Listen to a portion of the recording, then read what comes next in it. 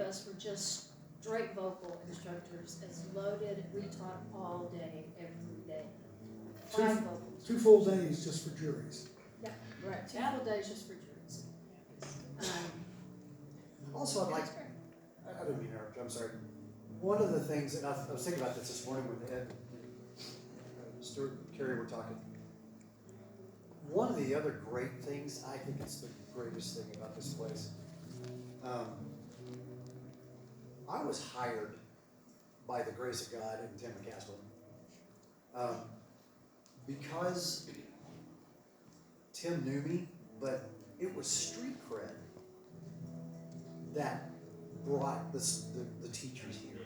And the whole point of the department was street cred. The idea of the commercial music department was people that were actively playing music, whether it was at church, bars, concert venues, pie suppers, whatever it ended up being.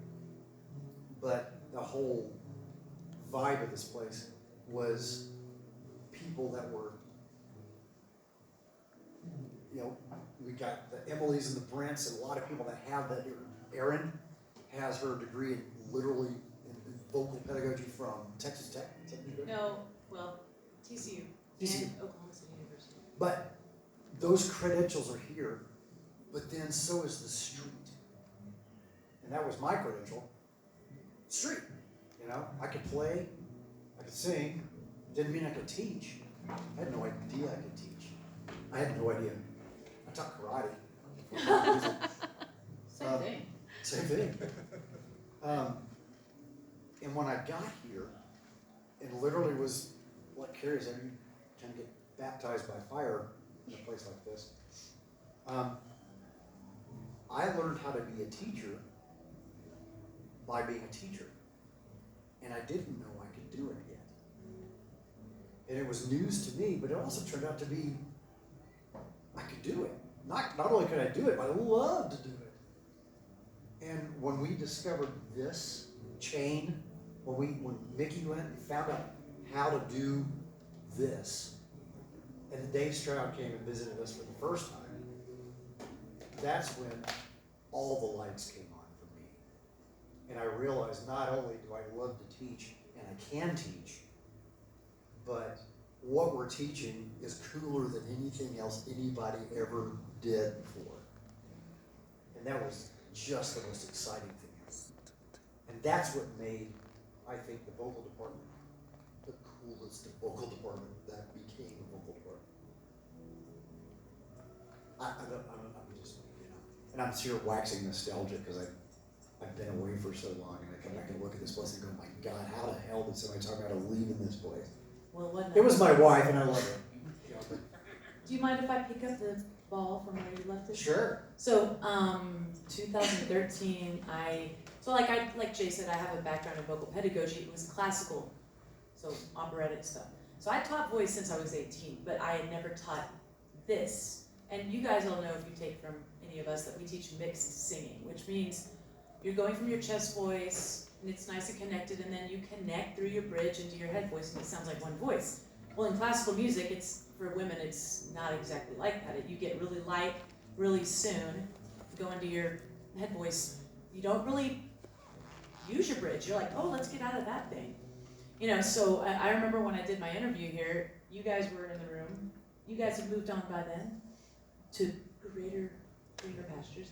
But they were in the room and they were asking me all these questions, and I felt very welcomed already by them. But I told them my background, and then I had to teach a voice lesson, and then I had to sing, and then I remember Jay called me like a week later, and he said, we want to offer you the job, and I literally was like, this is the greatest thing ever, I'm so honored.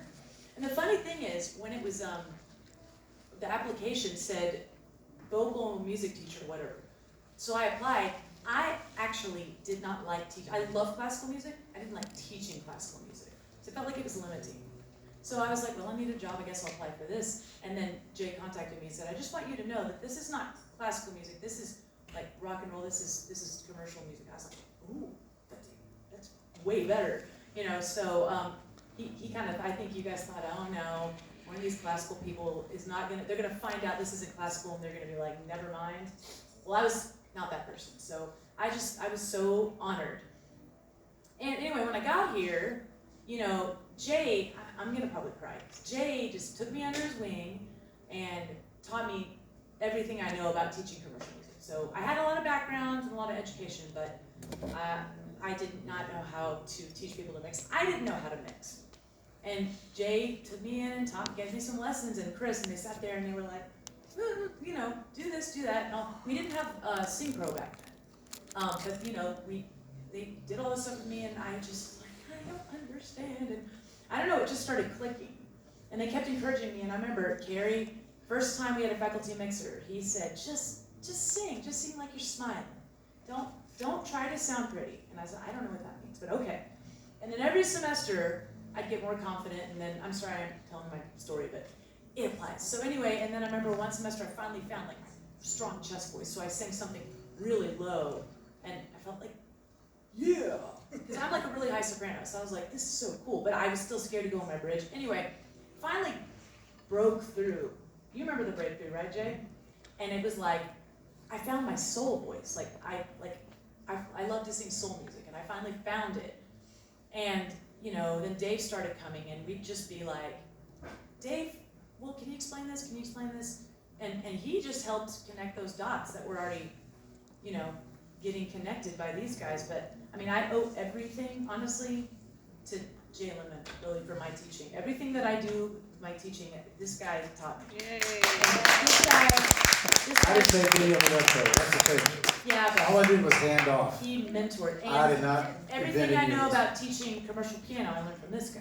Yay. So these people brought me into the fold and, you know, really helped me. They didn't just, in fact, Jay, I remember Jay said, first semester I taught here, there were a ton of vocal students, and they were all like really good singers. And we went to the auditions, and I left crying, and Jay goes, why are you crying? And I go, because the students are better than I am.